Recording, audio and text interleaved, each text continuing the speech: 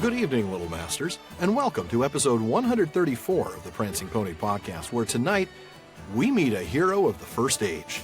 Well, one with gorgeous, shimmering golden hair, no less. What does he use? I know. It's some sort of amazing elven product that we can't get our hands on. Well, folks, we'll head back to only. Sorry. Oh, man. Well, we'll head back to the common room in just a moment. But first, I'm Sean Marchese, the real-life Lord of the Mark, and I'm here with the Man of the West. I can't believe we decided to have me say this, whose clear, ringing voice leaves no doubt in your hearts. Alan Sisto. No others have voices so fair to hear, eh? Yeah, I'm not sure I'd go that far, but... Yeah, I didn't think you would. Well, before I say something he regrets, I'll hand it back to time-traveling Alan to introduce the next segment. Well, today we're bringing you another new installment of The North Wing. Barlaam Butterbur had a room or two in the North Wing at the Prancing Pony Inn, made special for hobbits. And this is our place made special for some of our listeners, to give us a chance to get to know them. Now, rooms at the North Wing are hard to come by, so only our patrons at the Elrond's Honorarium and Kierdance Contribution tiers are eligible. If you'd like to be one of the next patrons to join us, be sure to check out patreon.com/prancingponypod. Please do. We've got a waiting list for the North Wing right now, but we'll get to all of them soon, and we'll make room for more if necessary. Absolutely. Well then, why don't we welcome tonight's guest to the North Wing, Barbara Ray. Hello, gentlemen. How are you? We're well. How are you? Doing well. Thank you for joining us. I am well. Good. Thank you so much for having me. I'm very excited to be a part of the podcast. I enjoy it very much. Well, good. It's really a pleasure to have you here. Thank you. It is, and it's great to have you in the fellowship. Well, let's start with a little getting to know you question. Tell us a little bit about yourself. Where are you from? What do you do? What do your loved ones think of all this Tolkien stuff you're so into? Do they think you're a total nerd? That kind of thing. Yes. Well, I am my own class of nerdness. Even nerds look at me and go, wow. So I live in Los Angeles. I have a wonderful 8-year-old nephew who loves to read, and I can't wait to have him start to read Tolkien in a little bit. And I was born in Cuba. I've lived in London. I've lived in a couple different countries around the world, and I love history and reading and embroidery and definitely my Tolkien. So I'm pretty open about my geekiness, especially about reading. The other day, I inadvertently left my kitchen door open, and one of my watchful neighbors, called me right away on my cell phone. Did you know you left your door open? And I said, unless the robbers are interested in books, they would be very sad if they came into my house. Because it's like bookcases, and then some bookcases on the side. But that's excellent. Yeah, I think here in Los Angeles, there's so much emphasis on appearances, and I don't find necessarily much of a community for people who really love to read. So for me, having the podcast has just really been a great joy and added a lot to what I love to learn about Tolkien and his writing. That's great. That's great. Well, that is kind. We're glad to hear that. Thank you very much. Yeah. Now, the question we ask everybody who comes to the Prancing Pony, so you've heard this question a number of times, not just of our North Wing guests, but even our scholars and other guests. When and how did you first discover Tolkien's works? What was your experience like, and why do you keep coming back? It was exceedingly serendipitous. Because I do love to read, my dad was a great influence on me, and he used to read a book a week. And my grandfather had a library in his home. So reading is a big part of our family. Yeah. And I was at a little drugstore in Elizabeth, New Jersey, and they had the paperback section, and I usually don't read paperbacks. And there was this book. It said The Hobbit. I liked the cover. I did the wrong thing. I judged the book by its cover. I read the first 2 sentences and said, I have to buy this book. Yeah. I had no knowledge, and I'm pretty well read, but sadly, no knowledge of Tolkien. And then I started reading everything. Yeah. Cool. For me, his writing is so rich. It's really a feast, and one that you can come back to. And as you get older, there's just so much there. So I read The Hobbit and then all the Lord of the Rings. I started trying to read the Silmarillion and felt woefully inadequate. But now that I've discovered you guys, I will try to listen to the podcast. You're not going to be the first to find the Silmarillion a little bit challenging. Don't feel badly about that. Absolutely. Good. It has defeated many on the first try. It's kicked our butts. It's kicked our butts more than once. So, I mean, I got through it when I was a teenager, but I didn't understand any of it. It was one of those things. Oh, well, see, you neglected to say that little bit about understanding it. I felt like, oh, wow, you read that as a teenager. Holy cow. I thought it was cool, lots of elf war, but I don't think I understood anything any deeper than that. But no, that's great. It's one of the joys of growing older, you see. Well, and you mentioned that as you get older, going back and rereading the work, as you change, the work changes. Your perception of the work changes, and that's one of the things that's been so cool to me as I've been reading it and rereading it for 25 years. Yeah. I'm really struck by, and I love all the book recommendations that you have on good. Great. Webpage, and I love Shippy. It's so great. Yes. Gotta love how can you not love an Englishman? They're just so fun. As I said, pithy and witty and down to earth. Yeah. I have many friends in England. He's quite yes. pithy. Oh my, it's just so great. Like he'll say one, throwaway line, and I'm on the floor laughing. Yeah. It's so great. But I find now that the more I read about it, years ago I had read the Carpenter biography on him and really enjoyed that. I thought that was really good. That is great. It's a very foundational work, yeah. But I find now, again, as I get older, that part of the journey, the things I enjoy, like this part that we just were reading about, Tom Bombadil, that these respites in between, as things start to get more and more difficult. I should probably have a disclaimer that I'm Catholic. So we have gold medals in suffering and martyrdom, obviously. So we know how to suffer. Let me just put it that way. Okay. There you go. Trust me, gentlemen, I am not a sadistic person. I don't want to suffer, but I find that the whole journey of the books and how they encounter suffering and deprivation, how they encounter it, is just as important. How they get through it, because they have each other, and that, I tell some friends of mine that I think if God intended us to solve all our problems by ourselves, we would be on a planet by ourselves. So like the Little Prince, with Little Rose. So one of the things Tolkien has really inspired me to do is that I actually went back to college in 2012 and took 11 classes at Loyola Marymount to finish my bachelor's. Good for you. Okay. Yeah, that's exciting. It was intense, my friends. Sure. First of all, everybody thought I was someone's mother. Of course. I was there full time. You weren't invited to the frat parties, I bet. No, but the great thing was when I was getting the registration line, this very nice young man, he's like, "Excuse me, ma'am, this is for registration for students." And I go, "I am a student." And I got ma'amed for the first time. No. I've been a miss for a long time, or, whatever. Yeah. But ma'am, you're like, okay, I got to embrace gut punch that right there, man. That's... Yeah. I was like, okay, he's being polite. He's a good kid. But one of the things about that experience that was so intense is that you learn what's really important to you. And I thought, by Jove, it's been 27 years since I started that journey. Yeah. And in the same way that in the books, they have their fellowship, I think it's so important to have good and happy, healthy, real friendship. Yeah. That, you don't need, to me, that's one of the beautiful things about the book is the friendships. And even when Gimli meets Galadriel, because he has all these misconceptions about her.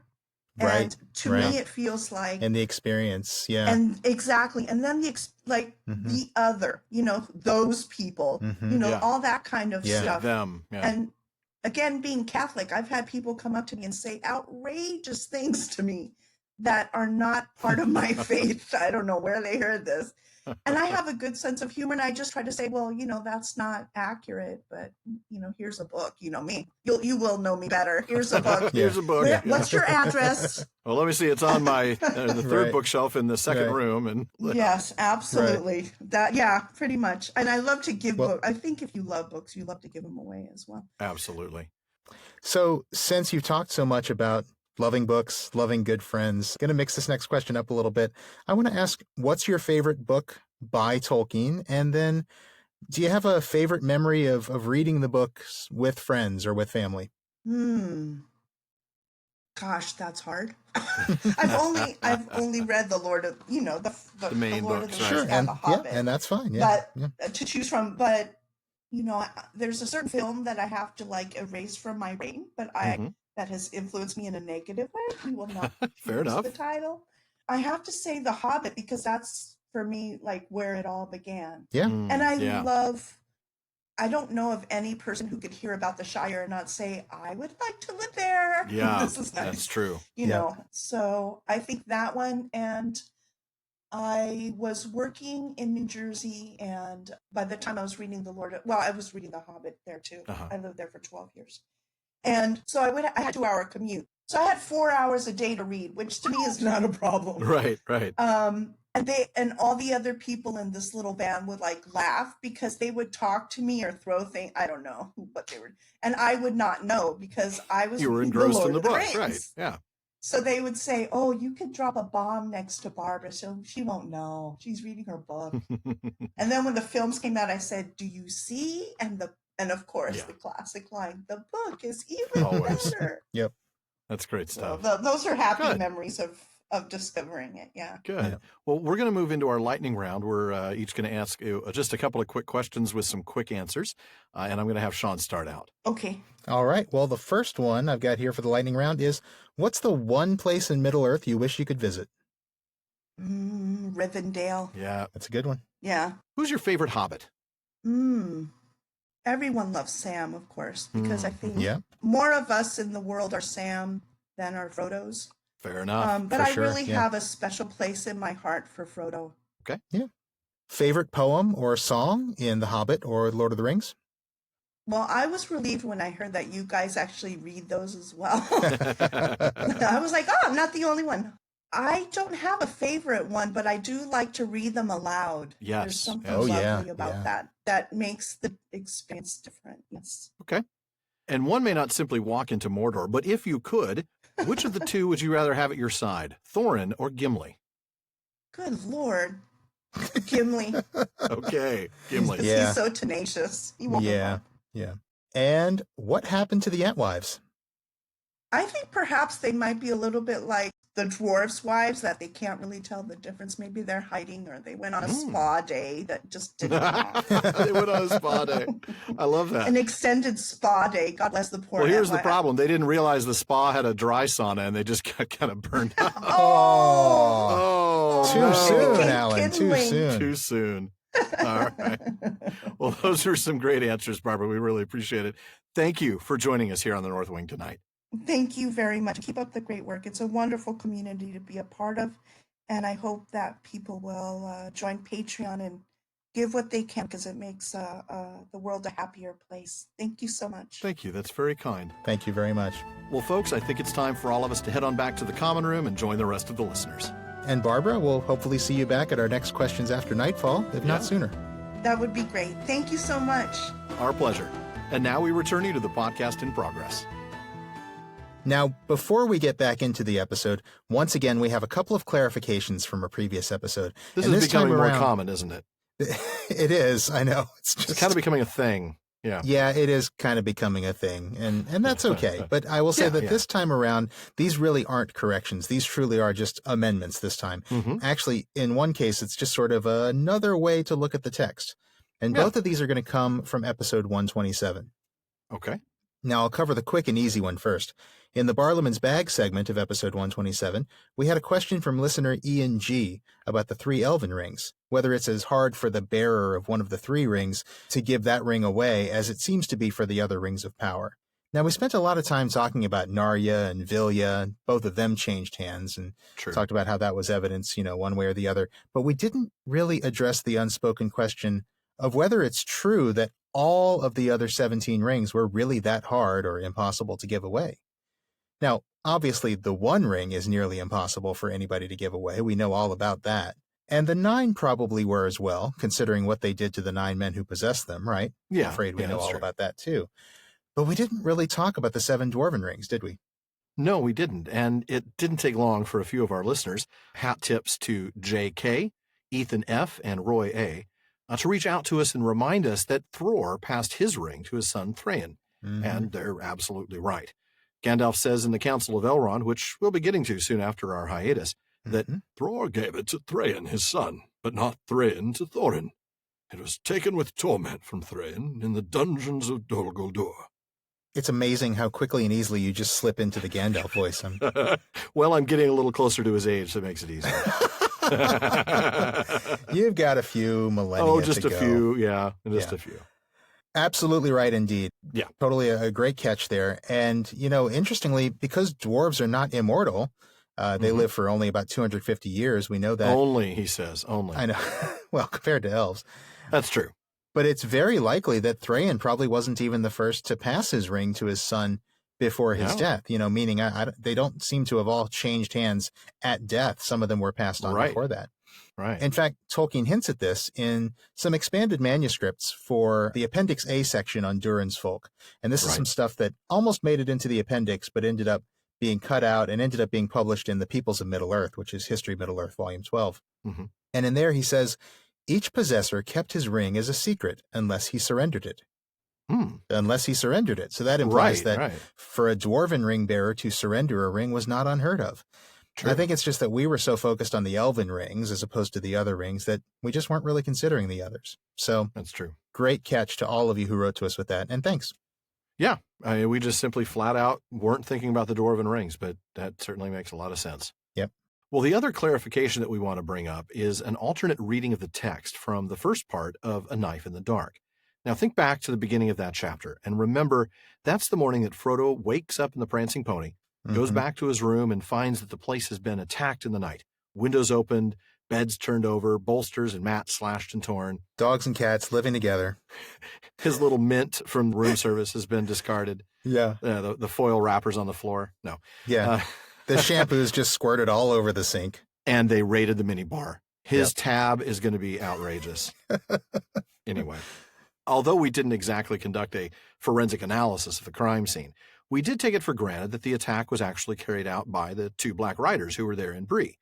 I think that's the assumption that most readers make, but soon after the episode was released, we were notified by a number of our listeners that not everyone is going along with that assumption anymore. Yeah, and this is really interesting. I want to give some hat tips to listeners Chris B., Shane O., and Tom H., all of whom told us that Corey Olson actually was talking about this with the folks in his Exploring the Lord of the Rings series, and it seems like their group consensus, and kind of where Corey Olson's landed on this, was that the pony was not attacked by Black Riders, but rather was attacked by men working for the Black Riders. You know, the guys like Bill Ferny and the Squint-Eyed Southerner, maybe Harry Goatleaf and so on. Right. Well, the evidence for this in the text is varied, and admittedly, it can be interpreted in a variety of ways. But we've been asked by some of these people to consider the following pieces of evidence. Chris pointed out that the hobbits in Bree don't seem to feel that same sense of a brooding threat that Fatty Bolger feels in Crick Hollow, the one that keeps him up all night. Though I think I would point out that Frodo does have some bad dreams and wakes up once. True. Chris also wonders why the Black Riders would bother to do this if they had lackeys to do this for them. After all, they were nobles of Númenorian and other extractions at some point in their lives. Yeah. Hundreds of years ago. Yeah. Interesting points there. Well, and I know Tom actually told me that he came to this conclusion some time ago and actually wrote about it on his blog, which let me just give one more plug to Tom's excellent blog, alasnotme.blogspot.com. And I'll include a link in our show notes to the specific blog post on this. But he pointed out to me the passage in which Strider says flat out that the Black Riders would not attack the Inn. And he says this in the previous chapter. He says, "They are not all here yet, and in any case, that is not their way. In dark and loneliness they are strongest. They will not openly attack a house where there are lights and many people, not until they are desperate, not while all the long leagues of Eriador still lie before us. But their power is in terror, and already some in Bree are in their clutch. They will drive these wretches to some evil work, Fernie and some of the strangers, and maybe the gatekeeper too. They had words with Harry at Westgate on Monday." Interesting. It is interesting, and Tom pointed out that Tolkien generally isn't in the habit of having Strider, make such a big mistake as that. After all, Strider's not us. Tom didn't say that. I'm saying that. No. Tom is much more gracious than that. He is. I will admit, my initial response was that this all seemed way too convoluted. I was kind of like, come on. No, the simplest answer is usually the correct one. And it just seems more straightforward to me narratively to think that it was the Black Riders themselves. But it is an intriguing collection of evidence they've assembled. I have to say. Yeah, it really is. But it turns out that there is some counter evidence, isn't there? Yeah, there is. And before we get to that, though, I just want to comment briefly on Strider's comment. In dark and loneliness, they're strongest. They won't openly attack a house. I will say that there's a bit there that made me I just kind of caught this just now. Not until they are desperate would they do that. And I think one of the things we learned is that they were a little desperate. They knew that they were not getting their job done. And I think they were a little bit afraid of what was going to happen to them. Remember the peril that the Witch King realized he was in. This was a no-win situation. Performance review is coming up and the boss knows they haven't delivered. Yeah, exactly. My quarterly review is coming. I'm not going to get a bonus, so there is that. But let's talk about some of the counter evidence. We don't want to just leave our conclusion to our gut instinct. After all, we're often wrong when it comes to that. Absolutely. And the first, like you said, these are pretty reasonable arguments. I might have been convinced, except for one thing, and it's frankly a pretty important thing, a very big piece of evidence to the contrary. So remember that manuscript from the Marquette Archives that we've been bringing up a few times in that section? Yeah. Well, that's Marquette Manuscript 4236. I have no idea what that means, but we'll leave that to the library professionals. That's cited in Hammond and Scull's Lord of the Rings, A Reader's Companion. Now, that manuscript tells us that the 3 Black Riders who had earlier been sent to Weathertop by the Witch King and then told to return by road to Bree, now I'm reading directly from the manuscript, reached Bree at dusk on 29 September and soon learned from the Isengard spy of the events in the inn and guessed the presence of the ring. One is sent to the Witch King. He is waylaid by Dunedain and driven away, does not reach the Witch King until the next day. The other 2, foiled in their attempt to capture Mary, make plans for attack on the inn at night. The inn attacked by the 2 riders in early hours before dawn. Crick Hollow attacked at about the same time. Both attacks fail. The 2 riders in Bree go off in haste to find the Witch King to report that bearer has gone. So, yeah, the first sentence does say that the riders make plans for an attack on the inn, and those plans might have been able to be carried out by their lackeys, but then you get that very explicit statement where it says the inn is attacked by the 2 riders. I don't think there's any getting around that. I realize it's really easy to make the argument, hey, the notes in the manuscript are just notes. Tolkien could have changed his mind. But to me, the explicit statement in the notes trumps the ambiguity in the published version of the text.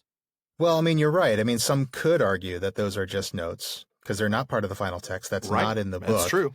And some will argue that. And I think it just comes down to whether you as a reader choose to accept this manuscript as a source of truth, or whether you ignore it because it didn't make it into the final book.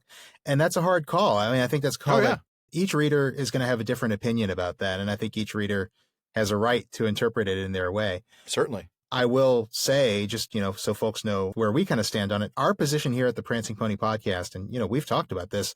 Oh, yeah. Our position is usually that the finished work is preeminent. Finished, I would include things like The Hobbit, The Lord of the Rings, The Silmarillion. Okay, I guess you can argue that one. But we bring in the unfinished materials to elucidate the finished works all the time. Right. But only when the unfinished manuscript doesn't directly contradict the finished work. Yeah, and that's key. But here's the thing.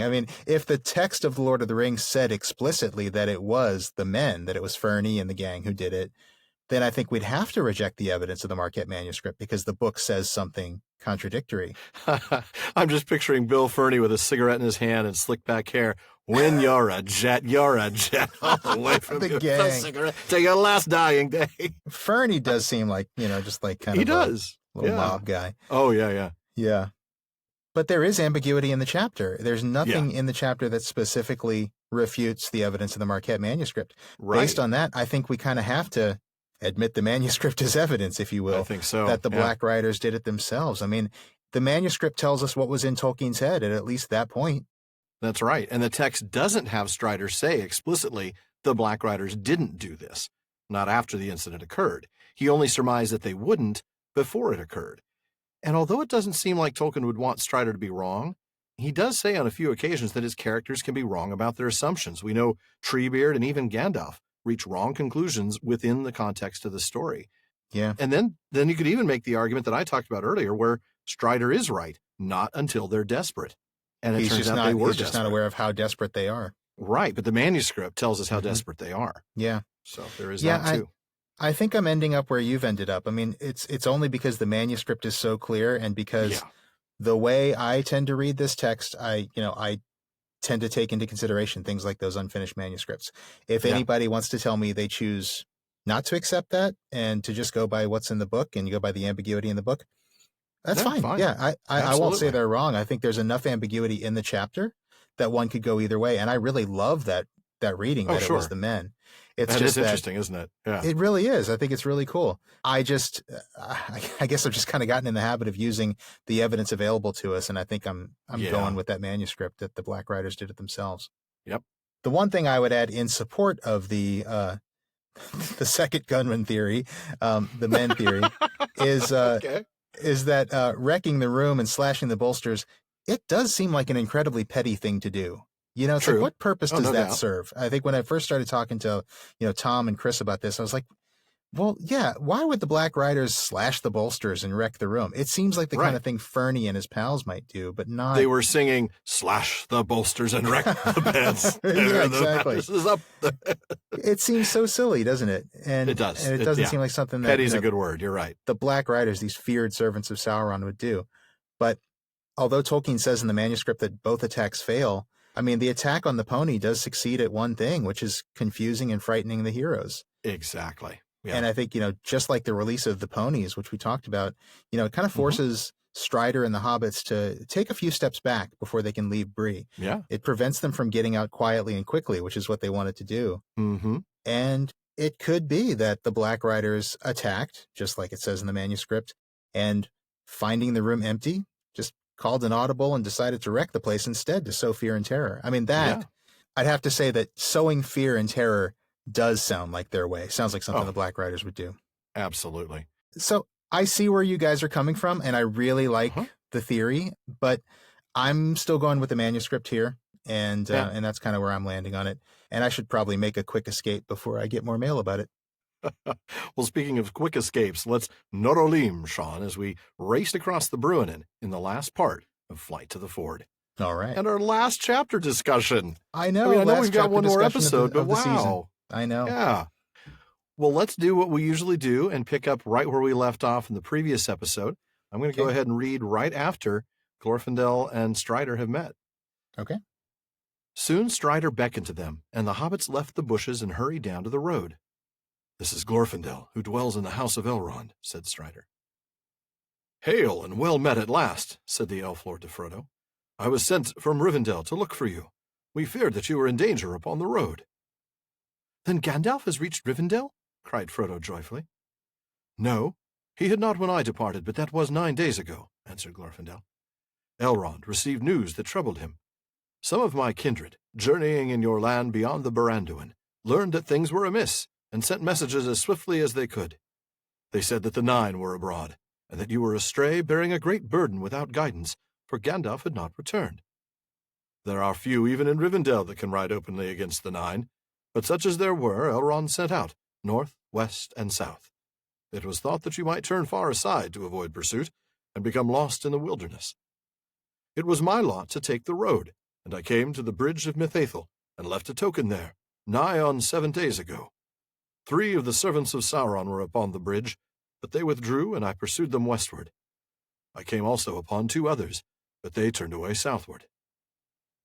Yeah, just casually happened to run across 5 Nazgul while I was out. I was just out, and I saw these 5 guys. They looked like they were up to no good, but I was cool. Seriously, door-to-door salesman or something, I don't know. Yeah. I apologize to any door-to-door salesman listening.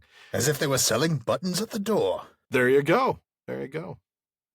So let's go ahead. I think now is the time to do our sidebar on Glorfindel, don't you? Oh, finally. It's about time. It's about time, I know. Finally. We've talked about putting it into last episode, and maybe we should have. I don't know. I'm thinking this is going to be a long one. Let's see how long this one is before last we make that wasn't. judgment. Yeah. But yeah. So we're going to go to Volume 12 in the History of Middle-earth. That's the Peoples of Middle-earth for most of the content on this sidebar on everyone's favorite elf that didn't make the movie. Well, and And I'll you know say, I'm right. You know I'm right on that. Totally, everybody knows that. And although this sidebar is something that we would have done anyway, I do want to give a hat tip to one of our listeners, Okay. Ilka V in Finland. And Ilka, I hope I'm saying your name correctly. He wrote to us back in March of 2018, Alan. Wow. March of 2018, to say, please give Glorfindel the full Prancing Pony podcast treatment. Did he say it with an echo? Prancing, pony, podcast, treat. I hope treatment. so. Yeah, he should have. He doesn't have the big board with all the gadgets on it like you do. Oh, there you go. Yeah. But he did say, Ilka said that he rages inside, his phrase, because Glorfindel was cut from the movies, which he calls a real storytelling crime. So he's right there in terms of favorite elf that didn't make the movie. Well, folks, as many of you may know, one of the elf lords in Gondolin when it fell was named Glorfindel. Tolkien first wrote this story and this character name way back in 1916, 1917. So the question has been, is this Glorfindel that we just met today the same as that Glorfindel? So let's go ahead and take a closer look. Okay, well, first of all, in a very early, and I'm talking 1938, draft for the Council of Elrond. Wow, that is an early draft. That is very early in the drafting of this book. I mean, remember, Hobbit was published in 1937. He started working on this at the very end of 1937. My goodness. So, yeah, you can find this in Return of the Shadow. And in that early draft, Tolkien wrote, Glorfindel tells of his ancestry in Gondolin. Now, ancestry, that kind of seems to suggest that he wasn't the original Glorfindel from Gondolin, right? Mm-hmm. Yeah. Then much later, among the last things he wrote, actually, he wrote 2 essays that show up in Peoples of Middle-earth, Volume 12 of History of Middle-earth, as simply Glorfindel. And in those essays, he says the name is, in fact, derived from the earliest work on the mythology, The Fall of Gondolin, and goes on to acknowledge that its use in The Lord of the Rings is one of the cases of somewhat random use of the names found in the older legends, now referred to as the Silmarillion, which escaped reconsideration in the final published form of The Lord of the Rings. And in fact, he wasn't really terribly happy about this fact, because as folks who've studied his languages know, his languages were constantly evolving during his lifetime.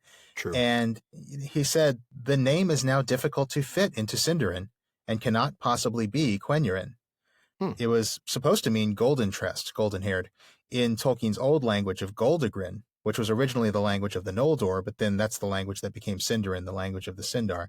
But over the years, when he was working on this, the languages had changed so much that the form of the name Glorfindel just didn't quite fit the current form of the Sindarin language. Right. And so at first, he just used the name and didn't necessarily connect it to the First Age hero. Right. And then he had a problem with the repeated use of a name, right? Because right. I think we've talked about this before, and I'm quoting here. He said, this repetition of so striking a name, though possible, would not be credible. No other major character in the Elvish legends has a name borne by another Elvish person of importance.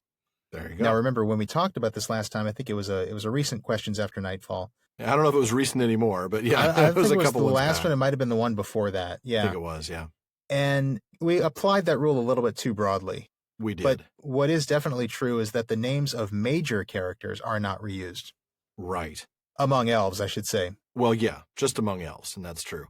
Now, the easy solution, of course, would be to change the name of the First Age Glorfindel, since that legend had not been published. Yeah. But, Tolkien never does the easy thing, does he, when he could make a legend instead?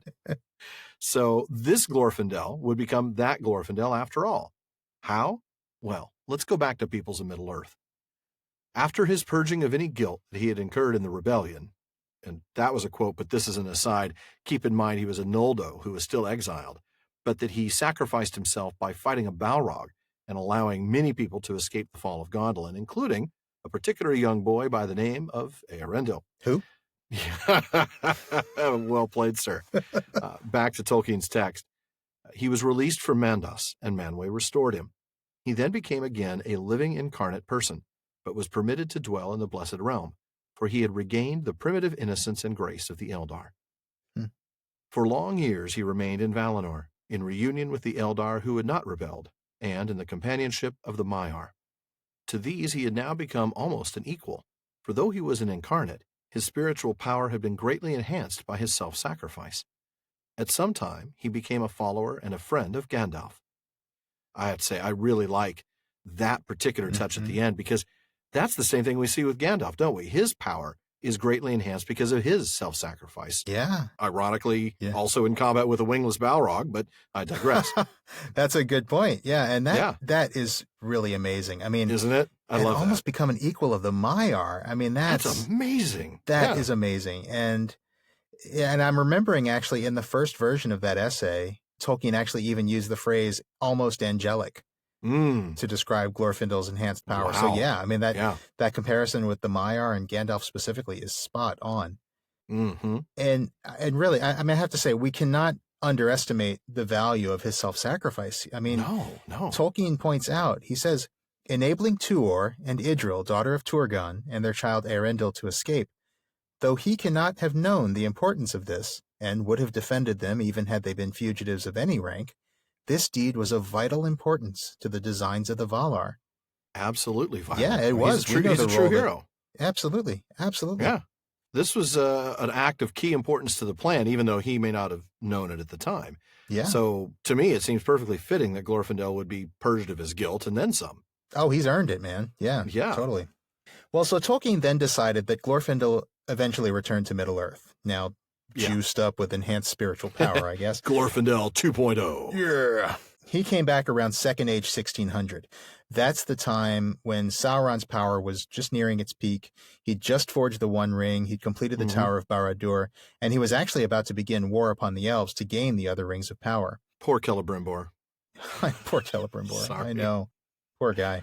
And then that's when Glorfindel was sent back as a result of urgent messages and prayers asking for help received in Numenor and Valinor. Wow. So that's when he came back. That's the purpose for which he was sent back. Yeah. And in fact, you talked about him, kind of like, just, past 5 Black Riders, no big deal. Right. Right. He actually has faced off against the Black Riders before now. That's absolutely right. Yeah. If you recall Appendix A, we learned that during the wars with the Witch King of Angmar, this is back when Eärnur was king in Gondor, you can actually read that he actually fought side by side with Eärnur fighting the Witch King. Yes, he did. In fact, it was Glorfindel who uttered the famous prophecy, not by the hand of man will he fall. That's right. My so, goodness. Yeah, you can see why he was one of the guys that Elrond sent out. Yeah, you can. Yep. So now we've done our sidebar on Glorfindel. We're going to come back to the text. One of the things that jumps out at me right away is Frodo's joyful, Gandalf's back then, huh?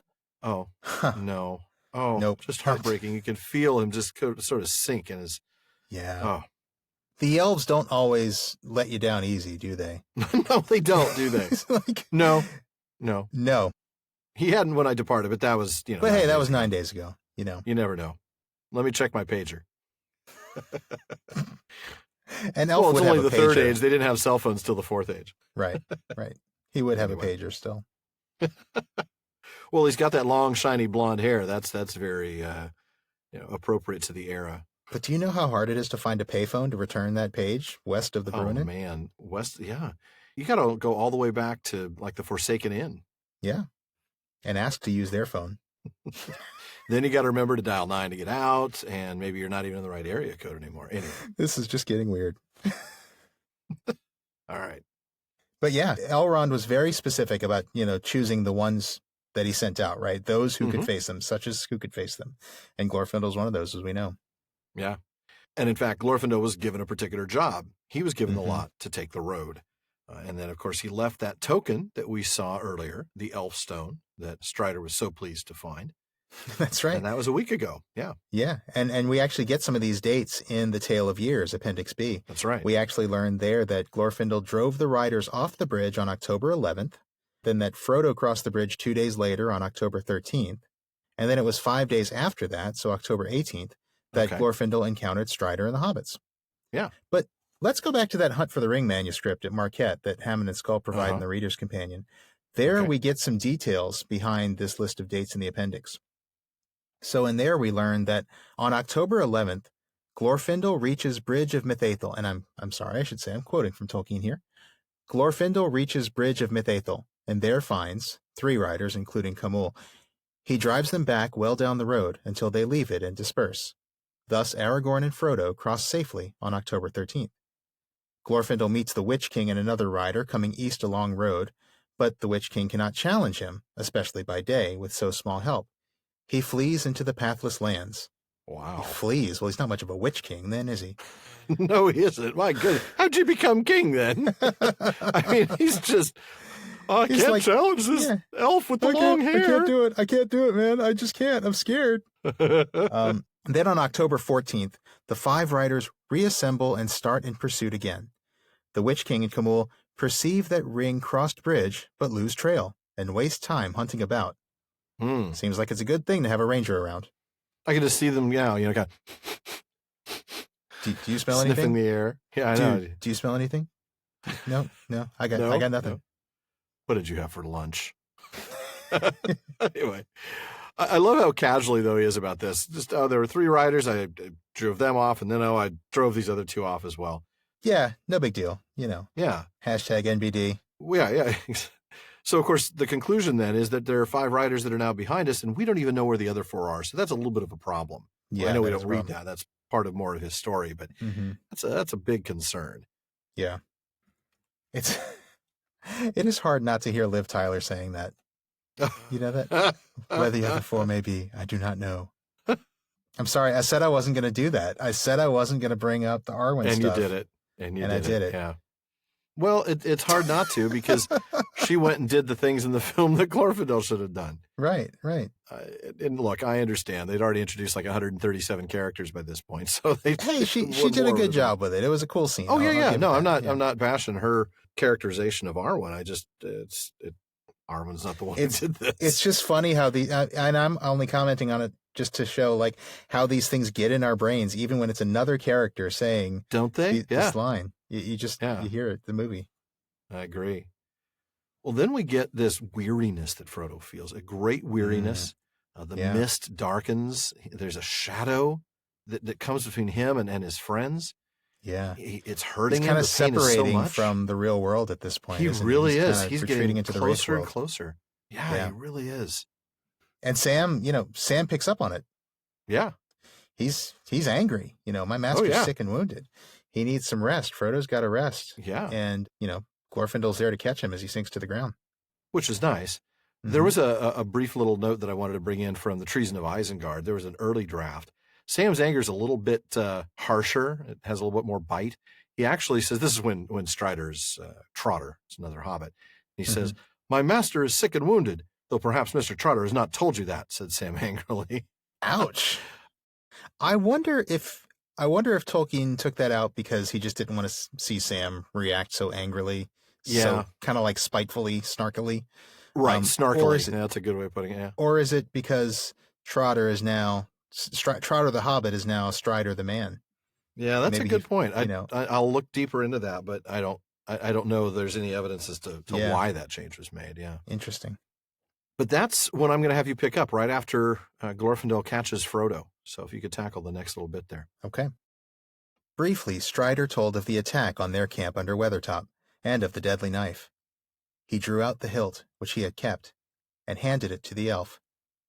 Glorfindel shuddered as he took it, but he looked intently at it. There are evil things written on this hilt, he said, though maybe your eyes cannot see them. Keep it, Aragorn, till we reach the house of Elrond, but be wary, and handle it as little as you may. Alas, the wounds of this weapon are beyond my skill to heal. I will do what I can, but all the more do I urge you now to go on without rest. He searched the wound on Frodo's shoulder with his fingers, and his face grew graver, as if what he learned disquieted him. But Frodo felt the chill lessen in his side and arm. A little warmth crept down from his shoulder to his hand, and the pain grew easier. The dusk of evening seemed to grow lighter about him, as if a cloud had been withdrawn. He saw his friends' faces more clearly again, and a measure of new hope and strength returned. Oh, wow. Love that. Yeah. So let's start back at the beginning. Things written on it are evil. Oh, yeah, they are evil. And Glorfindel sees them. They're he does. Possibly hidden, but he's able to see them. Yeah. If Aragorn can't see it, that says something. Yeah. And he gives them a warning not to handle it too much. Right. And, alas, the wounds are beyond his skill to heal. And that's got to be saying something. It must be. Glorfindel's got to have some skill as a healer, and this wound is... You'd think in the thousands of years he's been around, he'd picked up some first aid. A couple of points here and there. Yeah, for sure. It's not like he's, dual class cleric or anything like that. But No, he's got nothing like something that. going on. He's got a little bit of, paladin or ranger healing, something like that. Sure. Yeah. Almost really certainly quickly, paladin. Oh, yeah, for sure. Yeah. Yeah. He's more paladin than ranger, especially after you read that stuff about his spiritual juicing. Right. That's exactly what I'm thinking. But real quickly on this word, alas, that nobody can pull that word off like Glorfindel, by the way. Like That's true. No. You can't use that word on a crowded city bus. I'm just saying. I mean, so you could try. You could try. I'll tell you what, when we get to Birmingham, we should, let's try it in Birmingham. It might work okay in Birmingham. People might be okay with it there. Alas, we have passed the pub. They'd get it. Alas, that was my stop. All right. Anyway, well, one of our listeners, Geodude on YouTube, asked for some word nerdery on the word alas. I looked into it. There's not a whole lot to say about it, but, since he asked. Sure. Alas does come from Old French. In Old French, it was something like Allah, alas, which meant something like oh misery or oh weariness. It actually comes from Latin lassus, meaning weary. So it's basically just like a medieval equivalent of oh woe or oy vey, something like that. So then he gives them some really good advice. Hurry. All right. I can't heal this, but this guy needs healing. Don't wait. Don't rest. Yeah. Move. Go. Just go. Go move. But just the fact that he examined the wound, just the fact that he touched him. Oh, wow. This is where you really get some of that Glorfindel 2.0 right here. Yeah. Frodo improves just at the touch of Glorfindel. Yeah. The reduction in pain, the warmth, and more importantly, the hope and strength. Yeah. Absolutely love that moment. That is beyond elf power. That's the kind of stuff we see with Luthien, that kind of elf and Maya power. It's a step beyond and traditional that makes sense power. Given what we just read, that he's more like a Maya at this point. He's just so powerful. Yep, absolutely. Which begs the question, why didn't they bring him with them? I know. It would have been very obvious. They would have seen him coming. But, that's a very good point. Would have been helpful. Too easy. Exactly. No, you're going to bring Legolas instead. Okay, sure. Yeah, you're going to bring some Hey, wood no elf. offense against Legolas, but I'm just saying, I mean, who else can throw himself backwards onto a horse or climb up onto a raging, rampaging Mumakil? Yeah, or surf down a flight of stairs at Helm's Deep on a shield. Yeah. It looked cool. Violating the laws of physics everywhere he goes. Yep. Well, back to the text. Where we're not going to read this, we get Glorfindel telling Frodo, you're going to ride my horse. Interestingly, though, he mentions stirrups and saddle skirts, huh? Yeah, he does. And folks may remember last week, we talked about Tolkien's letter to Rona Bear, where, he told her he'd get rid of the bridle and bit. And, remember, considering the natural ways of elves with animals, I think it was. He said he'd get rid of the bridle and bit, but he didn't say anything about getting rid of the saddle, did he? No, he didn't. Apparently not. And, I guess it makes sense, right? Because... Well, I don't know anything about horse riding, but as I understand it, I think riding bareback is a little harder for the rider, right? And I would imagine it's particularly hard for a rider who's 3.5 feet tall.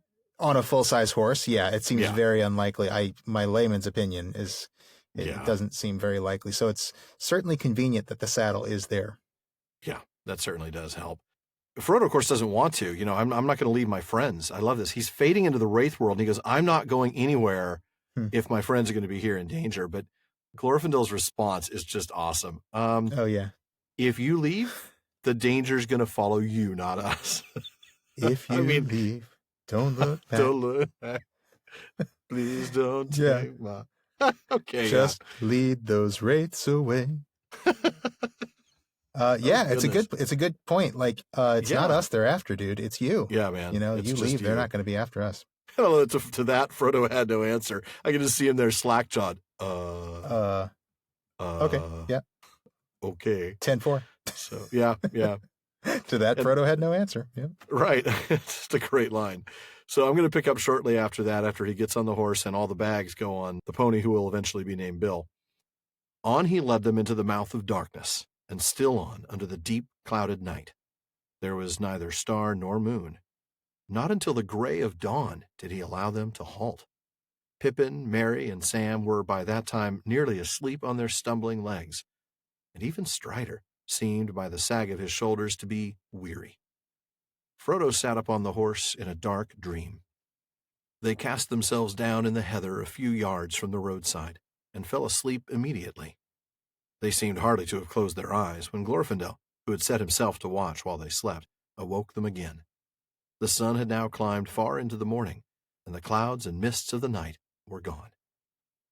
"Drink this," said Glorfindel to them, pouring for each in turn a little liquor from his silver-studded flask of leather.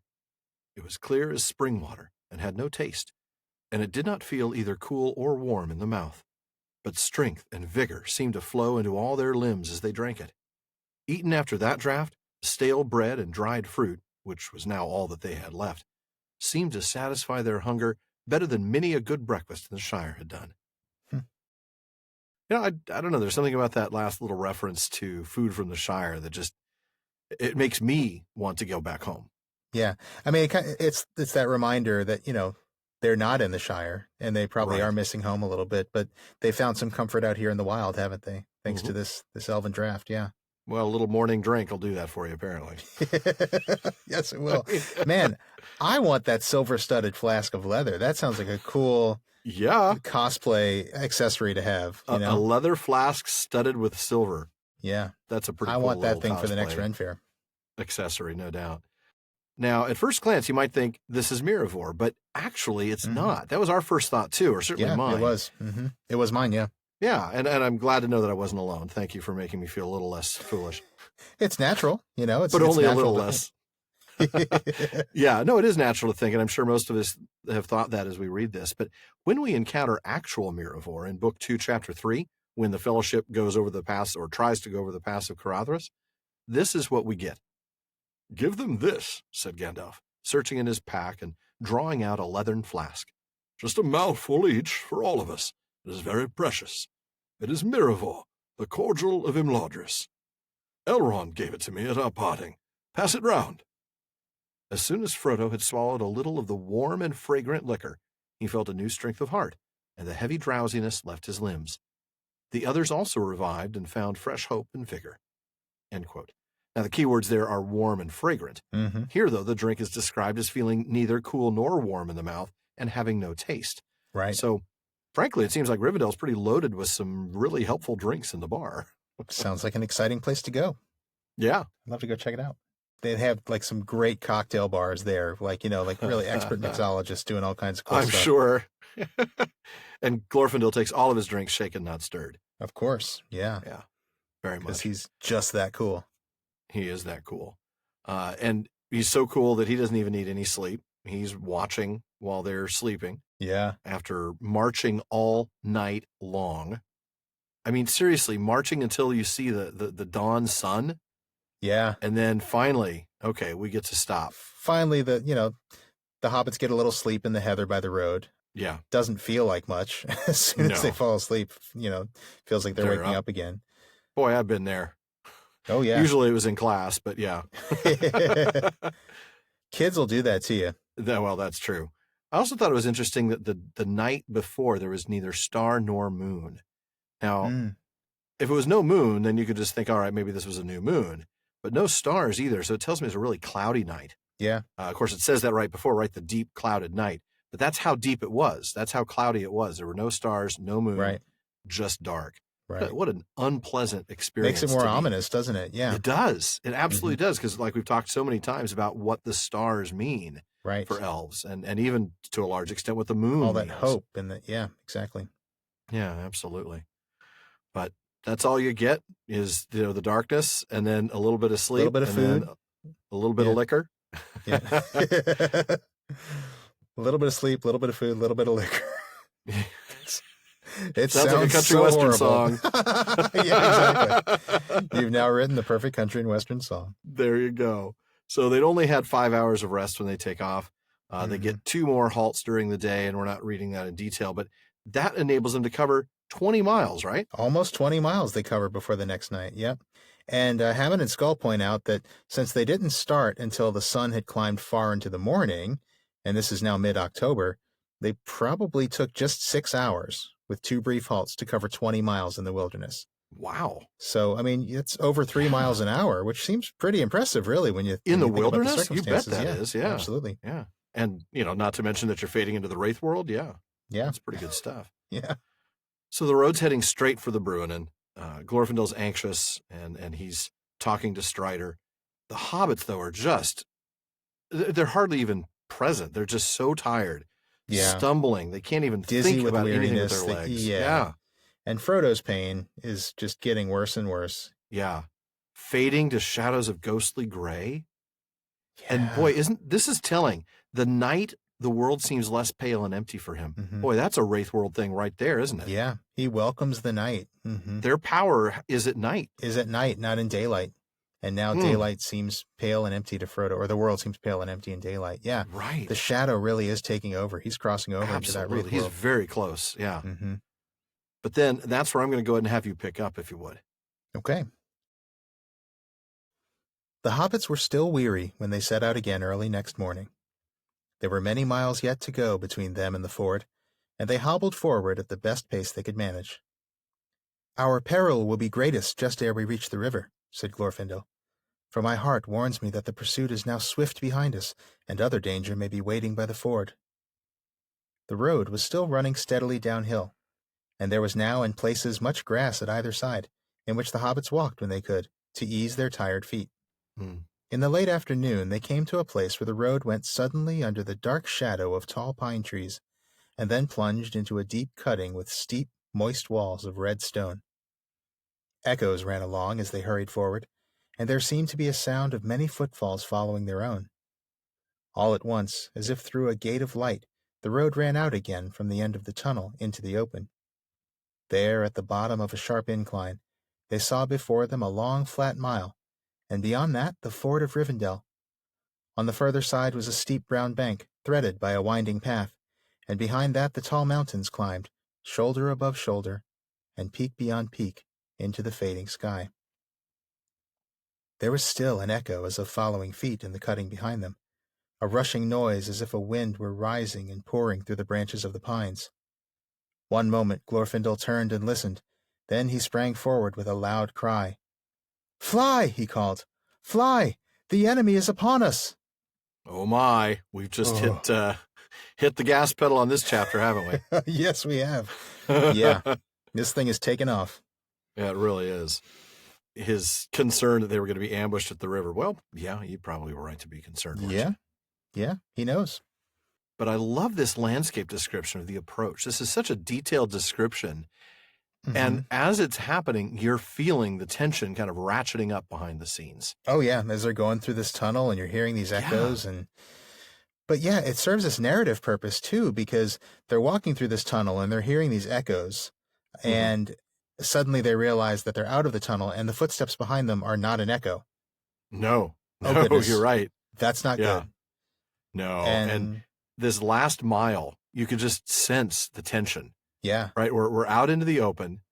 There's a sharp downhill and then this flat mile to the ford. By the way, if you can't get a good deal at the Ford of Bruin and get a good deal at the Ford of Rivendell. I mean, that's... Come on down to Bruin and Ford. That's right. But my goodness, what a tense moment. And then suddenly they're there. 5 of them. 5 black riders behind them. Terrifying. And I will note, though, that Fly, did you want to say anything about Fly? Because I do. I think we're going to say the same thing. I think we are. It does. He hasn't suddenly caused the fellowship or the nascent fellowship to sprout wings. Yeah. Yeah. He's not telling them to become airborne. Yeah. I just want to make that really obvious. And I know they're not the fellowship yet. You guys know who I'm talking about. Oh, they're 5 members of the fellowship. We just don't have one yet. They're fellows, so it's a fellowship. That's true. Just to be clear, fly is just basically a variant spelling of flee. In fact, I looked this up. The Old English words for fly and flee were actually very similar words, and they were often used in each other's place. So Pretty Flea for a white guy would be an appropriate song title? That's not appropriate in any way, no. Oh, goodness. Man. Sorry about that. Mm-hmm. All right. So Glorfindel's horse takes off. The hobbits go down the hill. You've got riders coming in and another one and 2 more. Mm-hmm. And Glorfindel's telling Frodo to ride. And that's where I'm going to pick up. Boy, this is getting dramatic. This is getting so exciting.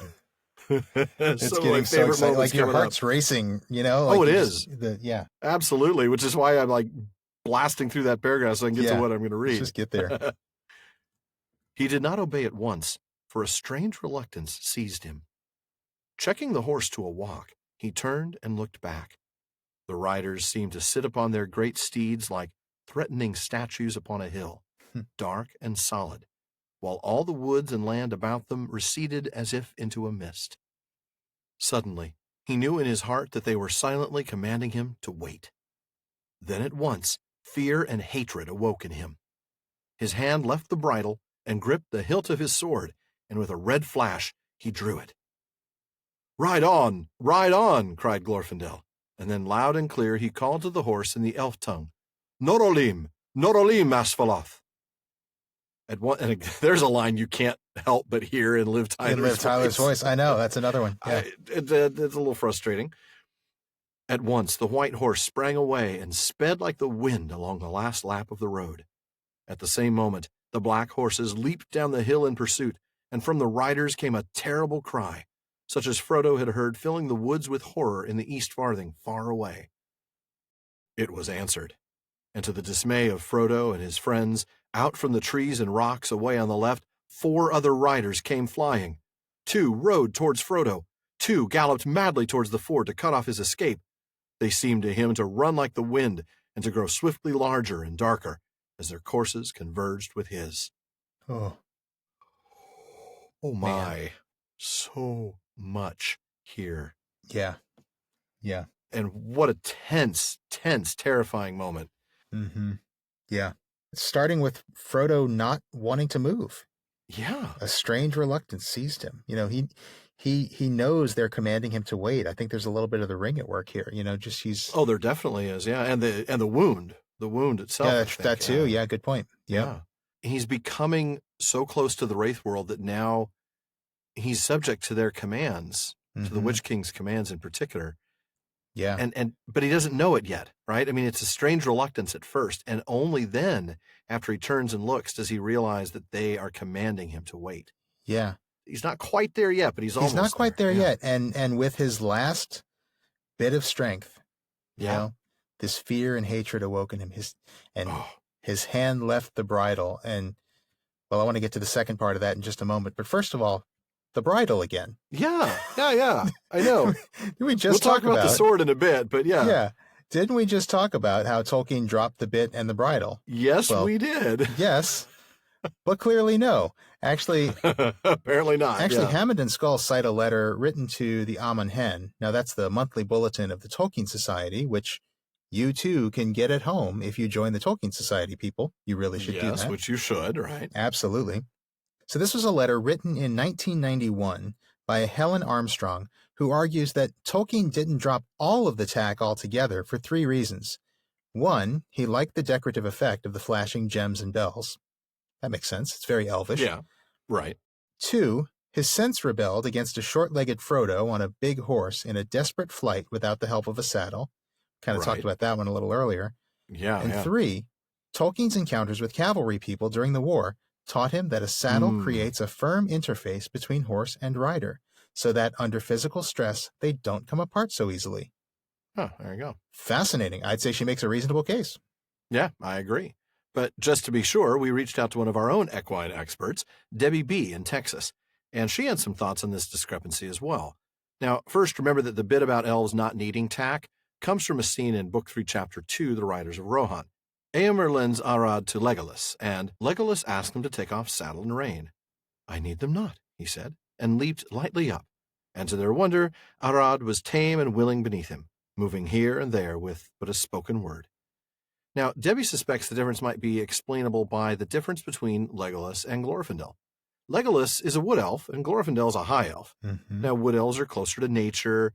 They're a little more simplistic. They certainly are using much less armor, right? That makes sense. What was the slender bows? Yeah, slender bows. Yep. Of course, that was the Teleri, but still, I feel like it fits with the green elves. Well, they're among the Teleri, though. I mean, remember, they were Teleri in origin. They are part of the Teleri. So, they're closer to nature. They're more simple. But the few remaining Noldor, they're really not. They're going to be a little bit more warlike, a little more ready. She also says that since Glorfindel knew that he'd be out for days looking for Strider and the hobbits, he knew he was going to be out for a long time, that of course he'd use a saddle because it's much more comfortable than riding bareback for extended periods of time. That really makes the most sense. Although, I mean, Certainly, yeah, you would expect Noldor to accessorize a little bit more than Noodles. Accessorize. Yeah, you're right. But apparently they accessorize too much, because Debbie also made the very good point that it seems kind of silly to have bells on your horse when you're looking for people trying to hide from the ring wraiths. That's true. Then again, I don't know, maybe, like I said, it seems very elvish to me to have bells on your horse. Maybe it does. It's a little bit of that tra-la-la-lally elvishness. Mm-hmm. And Glorfindel certainly doesn't care if the Nazgul hear him. Right. And maybe a little elvish bell would warn the riders to stay away. Who knows? Yeah. Kind of like the opposite of catnip. Just yeah. It's like Black Rider repellent. There you Elf go. bells or Black Rider It's repellent. like off. Yeah. You just spray that on your body at the campfire, and the Nazgul will stay away. It's better than citronella, man. Spray on bells. Well, whatever the reason, Tolkien doesn't seem to have entirely eliminated the idea. Though it is, it turns out, possible for there to be a bridle, like we see here with Frodo dropping the bridle and gripping the hilt of his sword. Mm-hmm. There is the possibility of a bridle without the bit. Now, I have to admit, I didn't know about this before doing a little research, and I am not a horse expert, but there is something called a bitless bridle, also called a hackamore, and it uses a nose band instead of a bit, so that you apply pressure to various points on the nose of the horse, which communicates a lot less painfully than with a bit. Okay. So maybe that's what's going on here. Maybe we do have a saddle and a bridle, but just no bit. Well, that makes sense. Yeah, you would think that the elves would not want to put something on the horse that's going to cause pain to them. Yeah. Yeah. But it's a good thing, by the way, that there are 9 riders, because if there were 8 and they were using bits, they would be 8-bit.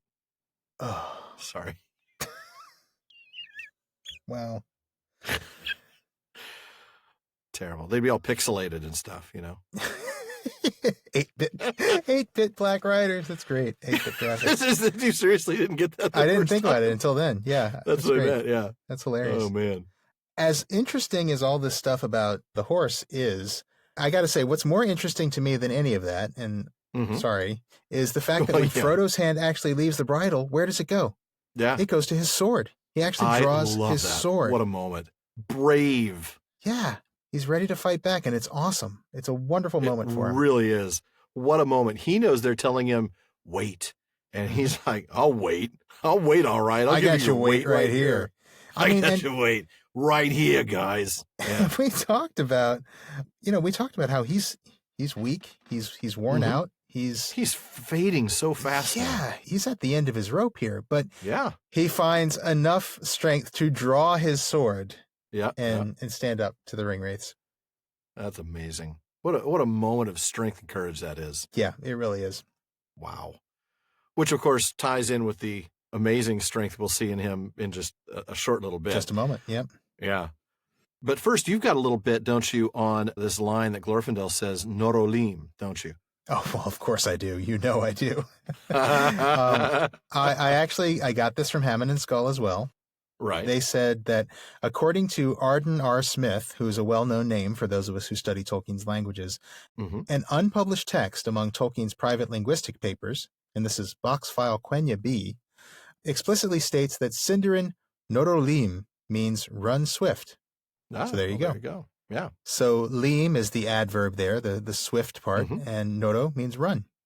Thank you, Wayne Hammond and Christina Scull, for finding that, and thank you, Arden, for clarifying. When any person uses the word adverb, like you just did, lim is the adverb, all I can hear is, lolly, lolly, lolly, get your adverbs here. That makes sense. You and your Schoolhouse Rock, man. Yeah. Yeah. Man, that's great stuff. It's not like it didn't infect me, too, but no. You're quicker I'm just with a touch older. Yeah, you're quicker at the references than I am. Before we get too far afield, it's too late for that.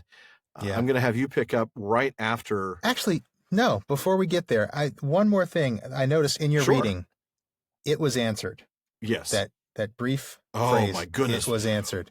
Does that remind you a little bit of And Morgoth Came? Yes, it does. When you said it, I was like, I got that same chill. That was super cool. Answered. Oh my goodness. It's bad enough to hear that cry, but then to hear it be answered. Yeah. Oh, and now we know where the other 4 are. Yeah. And here they come. Yeah. Oh. And just super cool phrasing from Tolkien. He just, it was answered. Oh, it was answered. Yeah. Great stuff. But now I'm going to pick up right where you left off. Yeah. Okay. In the film scene that should have been? Yeah. Yeah. This is the one. This is really, absolutely. I visualize this. I can see it. I can even see Elijah Wood in this, which surprises me. Yeah, and and really, I mean, we've talked about the sword and everything, and the strength he shows in this sequence in the book is really the opposite of what you see in the movie. In the movie, he's really he's at his weakest point for sure. He's at his weakest point, and it's Arwen who has the strength in this scene in the movie, and it's a great moment for her. Essentially a victim by this point. He's no longer able to do anything. Yeah, and so she got a great moment out of it. It's an awesome moment for her. Oh yeah, but, absolutely. But Frodo doesn't have it anymore, and I do like I like this version where Frodo has it. So let me read that. I agree. Okay. Frodo looked back for a moment over his shoulder. He could no longer see his friends. The riders behind were falling back. Even their great steeds were no match in speed for the white elf horse of Glorfindel. He looked forward again, and hope faded. There seemed no chance of reaching the ford before he was cut off by the others that had lain in ambush. He could see them clearly now. They appeared to have cast aside their hoods and black cloaks, and they were robed in white and gray. Swords were naked in their pale hands. Helms were on their heads. Their cold eyes glittered, and they called to him with fell voices. Ooh. Fear now filled all Frodo's mind. He thought no longer of his sword. No cry came from him. He shut his eyes and clung to the horse's mane. The wind whistled in his ears, and the bells upon the harness rang wild and shrill. A breath of deadly cold pierced him like a spear, as with a last spurt, like a flash of white fire, the elf horse, speeding as if on wings, passed right before the face of the foremost rider. Frodo heard the splash of water. It foamed about his feet. He felt the quick heave and surge as the horse left the river and struggled up the stony path. He was climbing the steep bank. He was across the ford. Oh, and we're going to stop there. I'll pick up again later, but let's talk about that first part, this kind of initial part of the chase. Oh, he is so close to the Wraith world now, isn't he? He is so close that he can see them the way they are on that side. I mean, their cloaks gone. He can see their eyes. He can see their eyes. I mean, yeah, terrifying. Yeah. And then the alliteration, fear now filled all Frodo's mind. Oh, that's a good catch. Yeah. There's power in these words, and it's such a tension-building scene. And he passes so close to the foremost wraith that he feels its breath. Oh, its cold breath. Oh. I mean, you can feel that. You read that passage. I can feel that cold breath when I read that passage. There are times when I'm recording in the booth that I would be perfectly content to feel a cold breath. Bet. Even from a black rider. Yeah, I bet. Yeah.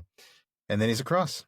And then he is, the splash of water, the quick heave, the surge as the horse leaves the river, and he's across. It's like you're holding your breath, and then you release. Yeah. He's across. You want to think that's it. He's across the ford, and there the chapter ends, right? I mean, you could end it right there. It would be nice. But, of course, Tolkien doesn't, does he? Right, no. And that's where I'm going to pick up. I'm going to actually go ahead and read the remainder of the chapter, which is actually the remainder the end of the book, one. Man. This is it, the last reading of the season. This is. But the pursuers were close behind. At the top of the bank, the horse halted and turned about, neighing fiercely. There were 9 riders at the water's edge below, and Frodo's spirit quailed before the threat of their uplifted faces. He knew of nothing that would prevent them from crossing as easily as he had done, and he felt that it was useless to try to escape over the long, uncertain path from the ford to the edge of Rivendell, if once the riders crossed. In any case, he felt that he was commanded urgently to halt. Hatred again stirred in him, but he had no longer the strength to refuse. Suddenly, the foremost rider spurred his horse forward. It checked at the water and reared up. With a great effort, Frodo sat upright and brandished his sword. "Go back," he cried. "Go back to the land of Mordor and follow me no more." His voice sounded thin and shrill in his own ears. The riders halted, but Frodo had not the power of Bombadil. His enemies laughed at him with a harsh and chilling laughter. "Come back! Come back!" they called. "To Mordor we will take you." "Go back," he whispered. "The ring! The ring!" they cried with deadly voices, and immediately their leader urged his horse forward into the water, followed closely by 2 others. "By Elbereth and Luthien the Fair," said Frodo with a last effort, lifting up his sword, "you shall have neither the ring nor me." Then the leader, who was now half across the ford, stood up menacing in his stirrups and raised up his hand. Frodo was stricken dumb. He felt his tongue cleave to his mouth and his heart laboring. His sword broke and fell out of his shaking hand. The elf horse reared and snorted. The foremost of the black horses had almost set foot upon the shore. At that moment, there came a roaring and a rushing, a noise of loud waters rolling many stones. Dimly, Frodo saw the river below him rise, and down along its course there came a plumed cavalry of waves. White flames seemed to Frodo to flicker on their crests, and he half fancied that he saw amid the water white riders upon white horses with frothing manes. The 3 riders that were still in the midst of the ford were overwhelmed. They disappeared, buried suddenly under angry foam. Those that were behind drew back in dismay. With his last failing senses, Frodo heard cries, and it seemed to him that he saw, beyond the riders that hesitated on the shore, a shining figure of white light, and behind it ran small shadowy forms waving flames that flared red in the gray mist that was falling over the world. The black horses were filled with madness, and leaping forward in terror, they bore their riders into the rushing flood. Their piercing cries were drowned in the roaring of the river as it carried them away. Then Frodo felt himself falling, and the roaring and confusion seemed to rise and engulf him together with his enemies. He heard and saw no more. Wow. Just, and a ton to talk about here. Yeah. You'd think, okay, well, that's the last reading. We were only a couple minutes away, but no, we're not. No, we got quite a bit. Yeah. Wow. All 9 are here now. All 9. Yeah. All of them behind him. Mm-hmm. And Frodo knows. I mean, he knows that there's nothing stopping them from getting across just as easily as he did. No. And his spirit quails. Yeah. Yeah. Yeah. The rider, the Witch King, presumably the Witch King is the foremost rider. He moves forward. Yeah. And that's when we get this incredibly brave moment. He tells them to go back to Mordor. Yeah. Oh my goodness. Yeah. Holding up his sword. Defying them. Go back. Absolute defiance. Mm-hmm. But boy, he just lacks the power. Yeah. He doesn't have the authority here. He can't compel them. Yeah. You wonder if he'd been able to put the ring on. Could he compel them? I don't know. I mean, no, he couldn't yet. But you know what I'm saying? Yeah. I mean, in theory, somebody wearing the ring, I should say. Could have commanded them. Might have the authority to command. I don't know. I mean, Tolkien talked in, what was that one letter? That's true. They would feign obedience. Yeah. Exactly. I remember that now, yeah. Yeah, so no. Besides, that would have been foolish for him at this point. He's so close to the Wraith world. That would just permanently push him right over the edge. That's it. Yeah, that would be it. Yeah. That would break him. No, he'd be done. Wraith Frodo right there. And yet he's got to be thinking it somewhere in his mind. Oh, I'm sure. Though, interestingly, they're not commanding him to put it on like they did before. That's true. Yeah. And in spite of all this, I'm still keeping in mind something Gandalf says in the next chapter, that the Barrow moment was still the most dangerous moment of all. That's right. That really takes you back, doesn't it? As dangerous as this seems like as bad as it's gotten so far. We're a millimeter away from the end of the world for Frodo. It's almost over. Yeah. Yeah. Very interesting. Writers laugh at him. I mean, I know. You talk about lacking power. Then not only does he not compel them, they mock him. Yeah. He's telling the bullies to leave him alone. And they're, dude, we're taking your lunch money. I don't care. Yeah. I mean, give me a break. We're doing what we want. Yeah. Yeah. And they're just laughing at him, demanding the ring. Oh, but Frodo calls, I love this, by Elbereth and Luthien the Fair. Beautiful. Calls on light and beauty. You know? Absolutely. 2 things that the Black Riders know nothing of anymore. Mm-hmm. That's right. But boy, the magic, the power that the Witch King has here is intense. This is really powerful stuff. He stands up and raises his hand, and what happens? Frodo His tongue sticks to the roof of his mouth. He can't speak. His heart is laboring. He's about ready to have a heart attack from whatever magical pressure. That's a good point. Yeah, that's a good point. Oh, and then the sword physically breaks. The sword actually breaks. Yeah. This is a powerful, powerful effect. Mm-hmm. Yeah, this isn't just fear anymore. This is actually control over the physical world. Yeah. Yeah. Some kind of power over matter. Incredible power, really. To not only, I mean, this is like the Force right here. He's about ready to force choke him. Yeah, pretty much. Pretty much. Really? Man. Yeah. I find your lack of faith giving me the ring disturbing. Right. And the next thing you know, Frodo's grabbing his throat. Yeah. Yeah. Pretty amazing stuff. But then the waters come. You know, we've talked about bands inspired by Tolkien's writing. We talked about Led Zeppelin and others, but clearly I think we get another clue here. A noise of loud waters rolling many stones. They may not know it themselves, but apparently they were inspired by the Lord of the Rings. Well, it seems white horses could in fact drag them away, I guess. Oh my goodness. Well done. Well done. Thank you. Thank you very much. The plumed cavalry. Ah. What a moment that is. That's such a beautiful thing to see. It's a beautiful description. Plumed cavalry of waves. Not just horses, plumed cavalry. So you're imagining, horses and, and riders. Yeah. Full battle horses, with, exactly. All the regalia, all the tack, all the fancy stuff that makes them look even more intimidating. It's a beautiful image. The frothing manes. I love that vision. And I will say that Jackson got that right. Yeah. He did a phenomenal job, I thought, with the visuals of the White Riders. Yeah, it was a wonderful moment. It really was. This description. White horses. Sorry. I just knew that was coming at some point. Oh, man. I wonder if any of these black horses had names, though, because I can see the Witch King now. Riding through the desert on a horse with no name. Good to be out of the river. There you go. There you go. Oh, goodness. I'm sorry.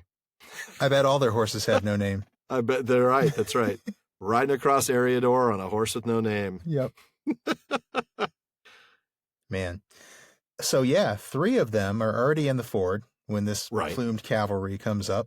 So these are presumably the Witch King, probably Camul, and then one other. Yeah. Let's just call him guy number 3. Guy number 3. He's the red shirt. He's the red shirt rider. He's what was the guy's name now? I can't remember. Fleegman. Guy Fleegman from Galaxy Quest. Oh man. Yep. I'm picturing him in a black robe and just all menacing. Yeah. Hard to do, really. So they get overwhelmed and the rest kind of draw back. But then you get this shining figure of white light.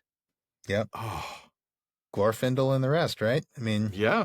And we've got a little bit more from that Hunt for the Ring manuscript here, if I may. Right. Yeah, absolutely. Yeah, so from that we learned that on October 20th, the 4 riders who had been chasing Gandalf return and reach the ford just before Frodo arrives, with the other 5 in pursuit.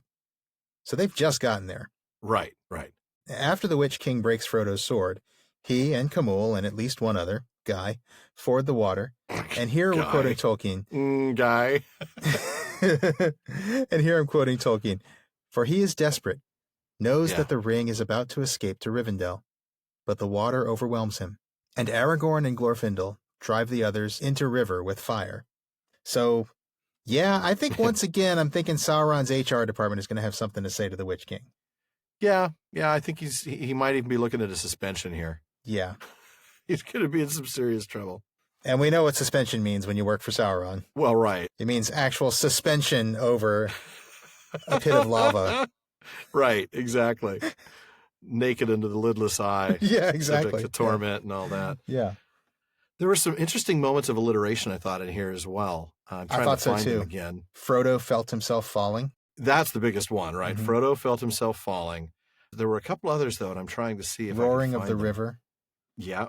Roaring of the river. Shadowy forms waving flames that flared red. Yes, that was the other one. Yeah. Man. And just the amazing little touches that he can do with language that make the emotional impact just that much more deeply felt. It just creates that music that makes it kind of like, it just kind of gets into your, I don't know, it just gets into you, I guess. It really does. My goodness, it is hard to believe that here we go as Frodo falls and he heard and saw no more, that we're at the end of book 1. I know. Book 1 of Lord of the Rings down. And I think there's something really interesting here. There's a slight tie to Bilbo. So we get Frodo heard and saw no more. But, back in The Hobbit, in chapter 17, so this would be the clouds burst. So it's after the big battle. He calls out the eagles. And at that moment, a stone hurtling from above smote heavily on his helm, and he fell with a crash and knew no more. Wow, that's a good catch. So we get the no more thing. I knew, it's like, that sounds so familiar to me. I had to look it up, obviously. It's not like I have some sort of eidetic memory. But that was a pretty cool little tie-in, I thought. That's a great catch, yeah. But really, that's kind of that's it. I mean, we're done with book 1, and I'm still stunned that that's really actually happening. Yeah, I know. It's been a long road, and it's just going to really keep going ever on and on. Ever on and on. Yes, it will. Down from the door where it began. Mm-hmm. Well, in the meantime, some small shadowy forms waving flames are chasing us now. So we should probably wrap up this discussion and catch some whitewater rapids. What do you think? I think so. Let's do it. Folks, be sure to come back next week when we are joined by not one, but 2 very special guests. I've been waiting for this moment for a long time. Oh, yeah. They're folks you probably feel like you already know because we have been quoting them so much this season. That's right. That's right. Wayne Hammond and Christina Scull will be joining us next week as we close out Season 3. You are certainly not going to want to miss that. No. Now, while you're listening to that episode, Sean and I will be heading out to Birmingham for the Tolkien Society's 50th anniversary celebration, Tolkien 2019.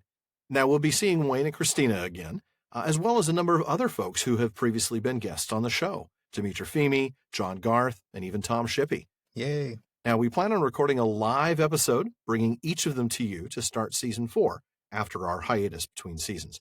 Now, don't worry, folks. It'll just be a few weeks off. We need to plan out Season 4. Can I put together the roadmap? Do a few other things behind the scenes to keep the Prancing Pony podcast the best Tolkien podcast this side of Bree. That's right. And folks, before we reach into Barliman's bag, we want to take just a minute to let you know where the Fellowship of the Podcast stands. We've reached our most recent goal of setting up a monthly Discord hangout with the 2 of us. And by the time this episode airs, our first one will have already taken place. And it will have been a lot of fun. And it was an incredible amount of fun. Yeah. So if you're interested in joining us either for an unrecorded off-the-cuff conversation on Discord or for a live episode recording, or both, you want to get signed up before Season 4 starts. That's right. And what's next for the Prancing Pony podcast and our patrons? Well, we'll be working on that during our upcoming hiatus, so stay tuned. In the meantime, if you're looking for a new Tolkien book, please check out the official library pages at our website, theprancingponypodcast.com, where we've assembled a set of links to all the books we mentioned on the show. And if you wouldn't mind posting a review on iTunes, we'd be grateful for that. That increases our visibility, which means more new listeners, more great questions for Barliman, more discussion on social media, and an even more vibrant Tolkien community. That's right. And it is already pretty vibrant. Boy, you're not kidding. That's our Discord hangout would prove. It's great. Yeah. I love it. Yeah, it is great. I tell you what, I look forward to Sunday afternoons and Monday mornings as I get caught up on all the posts and comments after one of our episodes releases. So much fun to engage with the folks out there. I agree. And speaking of social media, by the way, we really do appreciate it when you share us there. That includes Facebook, but also Twitter and Reddit, and really any place where there might happen to be Tolkien fans. Yep. Now with that, it's time to see what old Barliman has in the mailbag for us. Sean? Well, we promised to give Glorfindel the full Prancing Pony podcast treatment. Insert echo here. Thank you. And tonight we prove that doesn't end when the chapter does. Right. We've got a couple of questions that revisit Elvish death and rebirth, and because of that, they relate directly to Glorfindel and his death and return. So first up, Chris B. in Savannah, Georgia asked, when an Elvish Fea, that's the spirit, is separated from the Hroa, that's the body, in other words, when an elf dies, folks, and the Fea is summoned to the halls of Mandos, what happens to the Hroa? Now, Chris observes that Miriel's body was cared for and preserved, but what about those who were slain in battle, he says? Does the Hroa decompose? Or do the surviving elves heal the damaged Hroa and ship it off back to Valinor as ballast on the gray ships? It's ballast. I love Brilliant image. If it decomposes... They load them up in a container and they ship them on a big supercarrier, Yeah, right. Oh, great. The elf body ship is coming again. I hate it when we have to unload all the elf corpses. Oh, man. So if the Hroa decomposes, which is what Chris says he believes would happen, where do the elves get a new Hroa from after they've served their time in the halls of Mandos?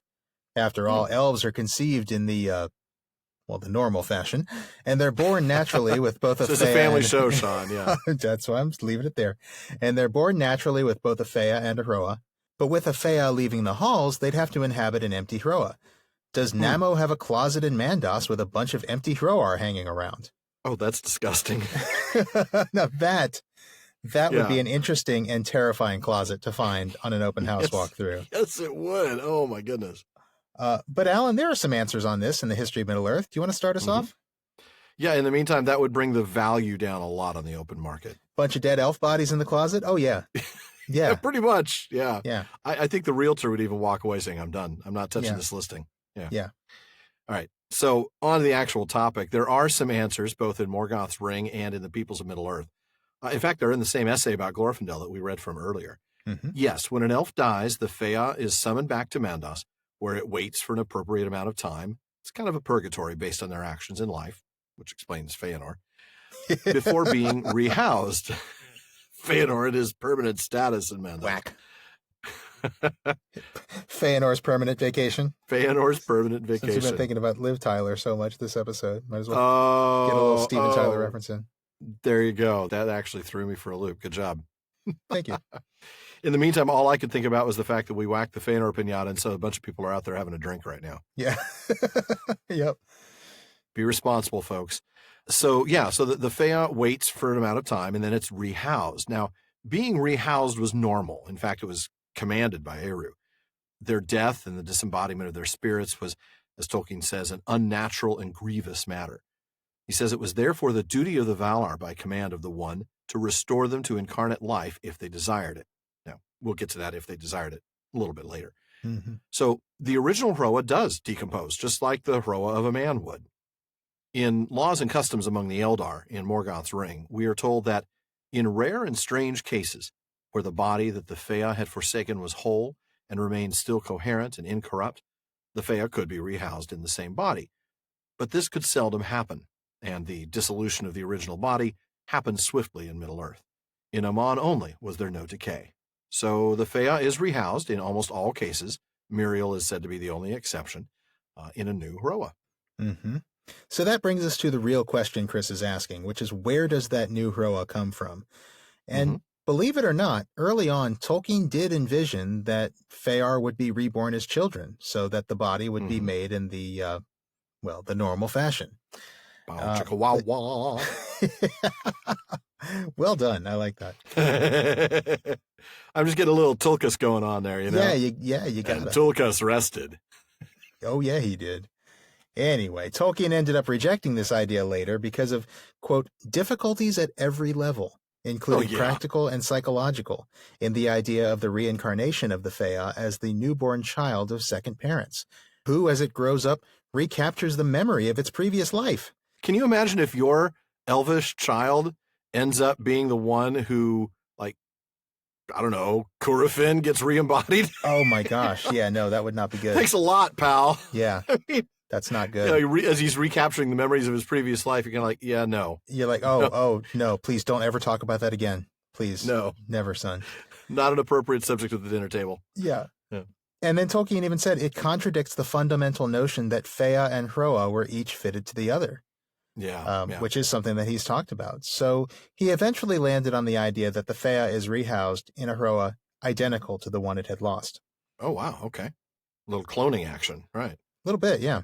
So how does this happen? Well, for a while he toyed with the idea of allowing the Fea to rebuild its own Hroa from memory, which sounds kind of awesome, actually. Oh, man, that sure does. I mean, no, I distinctly remember I was taller and skinnier. Yep, that was me. That would be... I totally remember myself dying young and handsome at 18, nothing after that. That's right. Yeah. 6'2", you know, 190 pounds. Yeah. But no, he later landed on the idea that it would actually have to be the Valar who created the new body for them. Yeah. And they did so under the direct authority of Eru Ilúvatar. The final view on it appears to be in an appendix to the Athrobeth in Morgoth's Ring, and this is called the Converse of Manwë and Eru.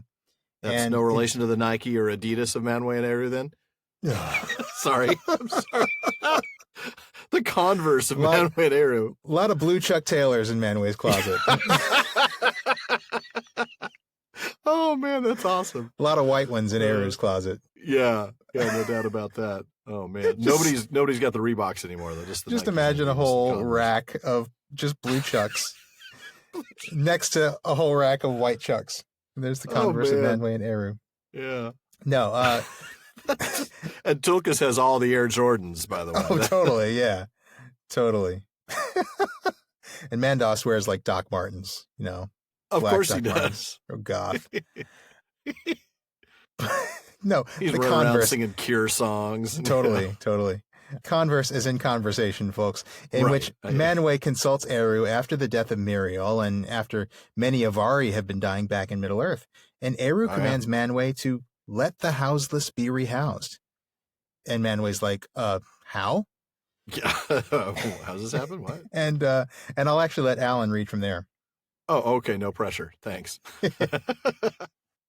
Eru answered, "Have I not given to the Valar the rule of Arda, and power over all the substance thereof, to shape it at their will under my will?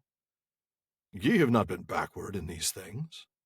As for my firstborn, have ye not removed great numbers of them to Aman from the Middle-earth in which I set them?" Manwë answered, "This we have done, for fear of Melkor, and with good intent, though not without misgiving, but to use our power upon the flesh that thou hast designed, to house the spirits of thy children. This seems a matter beyond our authority, even were it not beyond our skill." Eru said, "I give you authority. The skills ye have already, if ye will take heed. Look, and ye will find that each spirit of my children retaineth in itself the full imprint and memory of its former house, and in its nakedness it is open to you, so that ye may clearly perceive all that is in it. After this imprint ye may make for it again such a house in all particulars as it had ere evil befell it. Thus ye may send it back to the lands of the living." So there you have it. Yeah. The Valar create the new Hroa, because, after all, they are masters of the matter of Arda, right? True. But they're following the imprint of the old body retained in the Fëa. That's actually recorded in the Fëa somehow. Okay. And they're doing all this under the authority that's been expressly granted to them by Iluvatar. So, real team effort here. Teamwork makes the dream work, as they say. As they say. I love kind of Eru's little, he's kind of giving Manwë a hard time. The skills you already have, you just pay attention. Yeah. If you just opened your eyes, you would know you already have this. Yeah. Just take a look. You had the power to go home all along. This is a read the manual moment right here. Totally. I was thinking kind of a click your heels together moment. Oh, yeah. You had the that power works all too. along. Yeah. Oh, great. So, love that. Probably just because we've been talking about shoes. I'm trying to picture Manwë now with ruby slippers. We've been talking about shoes so much. Click your blue Chucks together, Manwë. All right. Well, that was a great question. Alan, do you want to read the next one? Sure. We have a question from Amanda B. in South Carolina. She wrote in asking, "My husband wants to know why the elf heroes of the First Age are gone in the Third Age. Did they decide they were done with hero stuff and that Sauron could have Middle-earth? Or had they not yet been released from the halls of Mandos?" By the way, my husband and I exclusively refer to the halls of Mandos as Mandos the Halls of Fate, in a twisted dad joke homage to one of our favorite Mystery Science Theater 3000 episodes, Manos, the Hands of Fate. Yes. I figured that if anyone would appreciate this, that you two would, and we do, Amanda. Thank you. I totally remember that episode of MST3K, and I love that dad joke. Thank you, Amanda. That is hilarious. Absolutely hilarious. Mandos, the Halls of Fate.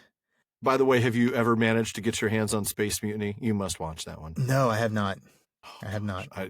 Comedy gold right there. I'll keep looking for it. All right. So where to begin, Amanda? Well, obviously, okay, there are a few heroes of the First Age still around in the Third Age, right? There's Círdan and Galadriel and Celeborn, even Elrond, although I guess he was kind of more of a wee lad in the First Age. Just a bit, yeah. There's even a Galdor who shows up at the Council of Elrond, having come from the Grey Havens on an errand from Círdan the Shipwright. Now, he actually appears in the Fall of Gondolin. One of Tolkien's own notes in Peoples of Middle-earth says, unless he is said in the Fall of Gondolin to have been slain, he can reasonably be supposed to be the same person, one of the Noldor who escaped from the siege and destruction, but fled west to the havens and not southwards to the mouths of Sirion. He is represented in the Council of Elrond as less powerful and much less wise than Glorfindel, and so evidently had not returned to Valinor and been purged and reincarnated. And, in fact, as Christopher points out later in a footnote, Galdor actually had not been slain in the fall of Gondolin, so it would seem to be the same guy. Wow. But obviously, Amanda's question, or I guess her husband's real question, is about the elves who died, right? Right. And some of them might still be stuck in Mandos, the Halls of Fate, waiting to be done with that little purgatorial period based on their misdeeds in life. Yeah, I mean, we know Feanor hasn't purged his guilt yet. Totally. No. It'll be a long, long time. Yes, it will. His spirit has not left the halls of Mandos as of the writing of the Silmarillion. Yeah. I'm pretty sure Celegorm and Curufin are in there with him. On the other hand, we know Finrod has been rehoused because he walks with Finarfin, his father, beneath the trees in Eldamar. Now, of course, he's better than virtually all of the Noldor we know, with maybe the exception of Glorfindel, as we talked about earlier. Mm-hmm. But with a few exceptions, we can probably assume that most of the Eldar are rehoused eventually. Yeah, I mean, I think we can assume that with very few exceptions, nearly all of the Eldar, even the Noldor who rebelled, are going to be rehoused eventually. And like you said, the heroic ones, like Glorfindel and Finrod, they've already been rehoused by the time of the War of the Ring. As you said earlier, it wasn't just allowed for them to be rehoused. It was the right thing to do. Separation of the Fea from the Hroa was unnatural, and the Valar were commanded to restore them to incarnate life if they desired it. Now, that's the second time we brought up that comment in the text about the elves being rehoused if they desired it. Mm-hmm. Laws and Customs points out that some Fear, in grief or weariness, gave up hope, and turning away from life, relinquished their bodies, even though these might have been healed or were indeed unhurt. Few of these latter desired to be reborn, not at least until they had been long in waiting. Some never returned. Just as rehousing was considered the right thing to do, not being rehoused was considered a bad thing. In a footnote to that passage that I just quoted, Tolkien writes this: "Though the griefs might be great and wholly unmerited, and death, or rather the abandonment of life, might be therefore understandable and innocent, it was held that the refusal to return to life after repose in Mandos was a fault, showing a weakness or lack of courage in the Fea." Right. Yeah. So the vast majority of them are going to do the right thing and allow themselves to be rehoused. Right. But even those rehoused elves typically remained in Aman after being brought back. Yeah. In a note to the Athrobeth, Tolkien wrote, "The rehoused Fea will normally remain in Aman. Only in very exceptional cases, as Beren and Luthien, will they be transported back to Middle-earth. Hence, death in Middle-earth has much of the same sort of sorrow and sunderance for elves and men." Mm-hmm. And Glorfindel was one of those exceptional cases. Mm-hmm. As we discussed earlier, he was sent back in response to those urgent messages and prayers asking for help from the people of Middle-earth for the purposes of strengthening Gil-galad and Elrond when the growing evil of the intentions of Sauron were at last perceived by them, as Tolkien says. So there's your answer. They weren't supposed to come back, and Glorfindel was sent back for a very specific purpose. He was the exception. So all those other guys were the rule. Yep. Well, I know we're running kind of long, Alan, but I do need to get in one more email from the mailbag. I think we can do that. A few weeks ago, Brittany S. wrote to me to ask, "I'm expecting my 5th Hobbit." 5th? And wow. 5th, yes. Congratulations. Her 5th child. Amazing. Congratulations, Brittany. Oh, my goodness. That's just got to be awesome. I know that's got to feel awesome for you guys. 5. Well, going on, she says, "And while my husband doesn't want another Tolkien-inspired name, our 4th is named Arwen," she says. Awesome. Oh, wow. Nicely done, Brittany. She also says Arwen has a little cousin named Strider. Oh, no way. That's awesome. But she says they're not dozens of times removed. Well, good. But she says, "I'd love some suggestions for a Tolkien-inspired name." She asked, would you guys consider asking for suggestions for a Legendarium-inspired baby name? Aw. I love this. Of course we will, Brittany. And you know, we always hear about Tolkien fans giving their kids Tolkien-inspired names. We've actually got some stories like that here at the Prancing Pony podcast, don't we, Alan? Absolutely. My daughter's name is Eleanor, spelled Elanor, just like the flower in The Lord of the Rings. Specifically, because of the description or because of the conversation between Sam and Frodo at the end of The Lord of the Rings. So if you remember, at the end of The Lord of the Rings, Sam and Rosie they've just gotten married, and the first of their kids is born, and he doesn't know what to name this little girl. He says that that's right. She's as pretty a maid child as anyone could hope for, but we don't know what to name her. Frodo suggests, what about names like Rose or things like that? And Sam's got something really interesting to say. He says, I've heard some beautiful names on my travels, but they're a bit too grand for daily wear and tear. He suggests that the gaffer says, make it short, and then you won't have to cut it short before you can use it. Which I love that advice, by the way. That's great advice. Says the guy who named his son Samwise and called him Sam. A little irony there. Yeah. But if it's to be a flower name, Sam says, then I don't trouble about the length. It must be a beautiful flower. Because you see, I think she's very beautiful and is going to be beautifuler still. Aww. Frodo thought for a moment and says, well, Sam, what about Eleanor, the sun star? You remember the little golden flower in the grass of Lothlorien? And Sam says, you're right again, Mr. Frodo. That's what I wanted. And, it's just a sweet name. We talked about it long before we ever even had kids. And so when we found out that we were having a little girl, we decided to name her Eleanor. That's beautiful. I love that. Yeah. I know you told me that story before, but it's just great hearing it again. It really is. And of course, you've got a little connection back to the legendary at your house, don't you, Sean? Sort of. I mean, it's a little roundabout. So my daughter's name is Vesper, which means evening star in Latin. And evening of course, star. everyone knows how I feel about Eärendil. Here's the thing, though. Couldn't name your daughter Eärendil. No, we couldn't do that. Here's the thing, though. We didn't actually intentionally name her after Eärendil. We were thinking of V names. That one came up, and we both liked it. Yeah. It was only after we'd already agreed upon it that I was like, oh, wait, Evening Star. And I realized the connection back man. That's Eärendil. So cool. Yeah. Right. I was already pretty obsessed with Eärendil. I became more obsessed after Vesper was born, of course. Of course. But yeah, like seeing the connection back to Eärendil just sort of sealed it for me. That's awesome. And it also works out because, if you translate Evening Star literally into Quenya, you get, of course, Undomio. Right. So that actually would have been a good girl's name, but, it's kind of long. Yeah. You make it too long and then you have to shorten it. But well, right, like Gaffer says, yeah. Yeah. Our goal was to try to come up with a name that fit in normal society. Right. That's part of it too. Yeah. So. But yeah, so a little roundabout. But yeah, every time I say her name, I think a little bit of Eärendil and Arwen. Yeah. So that's neat. Also, one of our listeners, and more than listeners, one of our friends and frequent correspondents gave me permission to mention this. Jeff LaSala, one of the Tolkien writers over at Tor.com. Yeah. His son's middle name is Elisar. He said we could share that with our listeners. Yeah.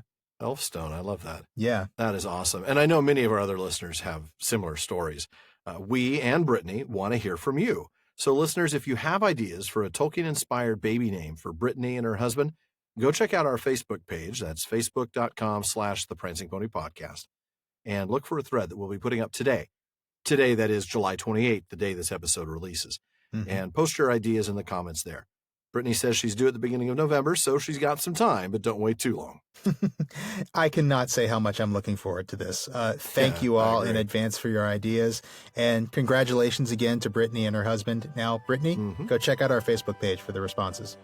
Well, folks, that wraps it up for another episode of the Prancing Pony Podcast.